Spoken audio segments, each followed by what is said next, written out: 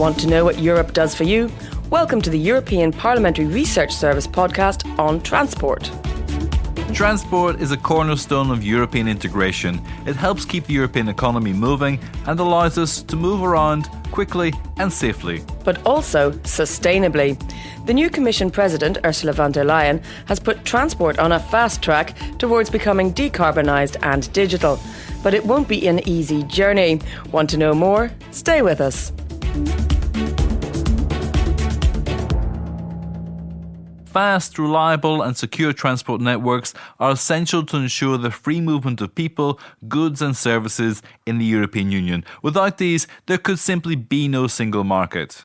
Apart from being a strategic factor, transport is also an important economic sector, representing more than 9% of EU gross value added and employing close to 12 million people. But the EU's transport policy has become a victim of its own success. With more and more goods and passengers being moved around, greenhouse gas emissions have also increased, to the point that transport accounts today for more than 1/4 of all EU man-made greenhouse gas emissions. So sustainability has become a pivotal issue. That's right. But before we go into that, let's look at who decides on transport policy and what has happened in the past 6 years. Although member states regulate transport and mobility issues themselves, over the years the EU has introduced common rules and minimum standards to build together a modern and safe transport system for Europe, covering air, road, rail and maritime transport, as well as inland waterways. In aviation, for instance, the EU created a single aviation market back in 1992. 5 years ago, it updated its aviation safety rules, which resulted in the adoption of the first ever EU rules for civil drones and an extension of the mandate of the EU Aviation Safety Agency. In road transport, the EU has gradually liberalised international and cabotage road haulage and passenger transport services. In the past years, the Commission has sought to improve drivers' working conditions, exploit the advantages offered by new technologies to enforce rules and ensure fair competition between national and posted drivers. To avoid another Dieselgate scandal in the future, the EU also tightened the rules on homologation and market surveillance of new motor vehicles and set stricter CO2 emission limits in new cars and vans by 2030.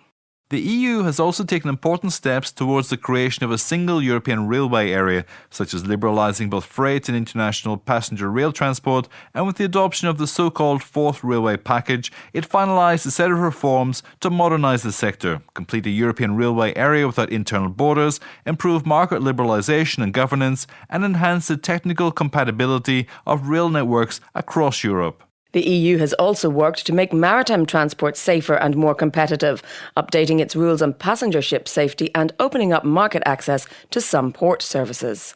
Another objective has been to strengthen the competitive position of inland waterways in the transport system, to turn them into a viable and more sustainable alternative to road transport. To facilitate the free movement of goods and people across Europe, the EU has also made big investments to increase the connectivity of transport networks.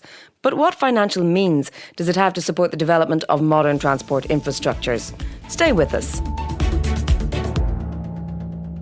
Well, there's a wide array of tools and funds to support member states' investments in transport, such as the Cohesion Fund and the European Regional Development Fund, but also Horizon 2020 and the Connecting Europe facility. With a transport budget of over €24 billion for a 6-year period, the Connecting Europe facility supports infrastructure projects connecting regions within the EU, the so-called trans-European networks, in particular cross-border projects for which money is hard to find in national budgets.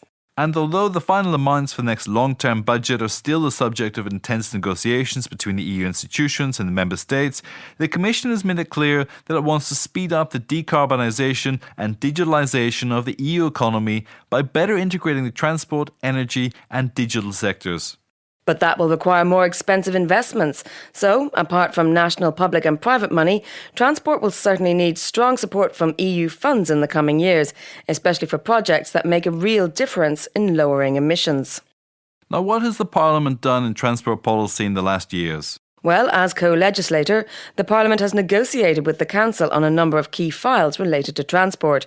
For instance, it pushed for the Connecting Europe facility to support more climate-related spending. And after the Dieselgate scandal, members proposed measures to prevent car manufacturers from cheating again in the future and asked for compensation for the consumers affected. So how can we expect our transport system to evolve in the future? Stay with us. Well, new technologies such as digitalisation and connected and automated mobility can really help to make our transport systems safer, more efficient and sustainable. But to get there, we will need workers who know how to develop and operate these new systems, so the upskilling and reskilling are crucial. Besides this, new transport models such as car and bike sharing are changing the way we move around and, more importantly, the way we think about mobility. So sustainable and smart mobility are the new objectives. Definitely. And the Commission is taking the lead. President von der Leyen has put transport on a fast track towards becoming decarbonised and digital. This is an essential part of her bigger plan, the European Green Deal, and making Europe fit for the digital age. To set things into motion, this year the Commission will propose a climate law committing the EU to becoming climate neutral by 2050, an objective which has already been endorsed by the European Council and supported by Parliament, which has also asked for appropriate funds to match these ambitions. To achieve them, the Commission will need to address all sources of transport emissions with a comprehensive strategy for sustainable and smart mobility.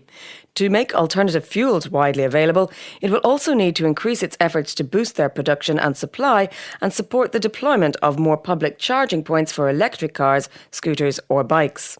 Completing the TEN-T network should also be a priority for the EU in the coming years, so there's certainly a lot to do. But if Europe is serious about securing a more efficient, clean, accessible and affordable transport system, it's not only at the political level that things will need to change. Certainly not. Companies will need to change too by investing in the development of greener transport solutions. But in the end, we will all need to radically reboot our mobility habits and accept that moving around in our own private, polluting cars is no longer an option. You're listening to the European Parliamentary Research Service podcast.